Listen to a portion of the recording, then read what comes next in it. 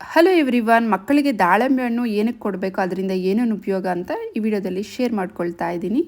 So ಇದರಲ್ಲಿ vitamin C ಹಾಗೂ ಆ್ಯಂಟಿ accident ಇರೋದ್ರಿಂದ ಮಕ್ಕಳಿಗೆ ಆಗಾಗ ಶೀತ, ಕೆಮ್ಮು, ನೆಗಡಿ ಮತ್ತು ಜ್ವರ ಬರೋದನ್ನು ತಡೆಯುತ್ತೆ. ಅದಲ್ಲದೆ ಇದು ರಕ್ತನ ಶುದ್ಧಿ ಮಾಡುತ್ತೆ. ಹಾಗೆಯೇ ಹಿಮೋಗ್ಲೋಬಿನ್ ಮಟ್ಟವನ್ನು ಸಹ ಅಧಿಕ ಮಾಡುತ್ತೆ ಮತ್ತು ಅನಿಮಿಯಾ ಕಾಯಿಲೆಯಿಂದ ದೂರ ಇಡುತ್ತೆ. ಹಾಗೆ ಮಕ್ಕಳಿಗೆ ಜಾಸ್ತಿ ಹೊಟ್ಟೆ ನೋವು, ಅಜೀರ್ಣ ಸಮಸ್ಯೆ ಇರುತ್ತಲ್ಲ, ಸೊ ಅದನ್ನು ಸಹ ದೂರ ಮಾಡುತ್ತೆ. ಇದನ್ನು ನೀವು ಬಿಡಿಸಿ ಹಾಗೆ ಬೌಲಲ್ಲಿ ಹಾಕಿ ಕೊಡ್ಬೋದು. ಇಲ್ಲ ಅಂತ ಹೇಳಿದ್ರೆ ಸೊ ಜ್ಯೂಸ್ ರೂಪದಲ್ಲಾದರೂ ವಾರಕ್ಕೊಂದ್ಸತಿ ಖಂಡಿತವಾಗ್ಲೂ ನಿಮ್ಮ ಮಕ್ಕಳಿಗೆ ಕೊಡಿ. ಬಿಕಾಸ್ ನನ್ನ ಮಗಳು ಹಾಗೆ ತಿನ್ನೋದಿಲ್ಲ, ಜ್ಯೂಸ್ ಮಾಡಿಕೊಟ್ರೆ ಆರಾಮಾಗಿ ಕುಡಿತಾಳೆ.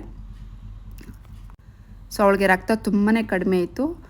ಇದನ್ನು ವಾರಕ್ಕೊಂದ್ಸತಿ ಕೊಡ್ತಾ ಬರ್ತಾ ಇದ್ದೀನಿ. ಈಗ ಎಷ್ಟೋ ಬೆಟರ್ ಆಗಿದೆ, ಹಾಗಾಗಿ ನಿಮ್ಮ ಜೊತೆ ಶೇರ್ ಮಾಡಿಕೊಳ್ಳೆ. ಇದನ್ನು ನಿಯಮಿತವಾಗಿ ಕೊಡ್ತಾ ಬಂದರೆ ಒಟ್ಟಾರೆ ಮಕ್ಕಳಲ್ಲಿ ಬೆಳವಣಿಗೆ ಅನ್ನೋದು ತುಂಬ ಚೆನ್ನಾಗಾಗುತ್ತೆ.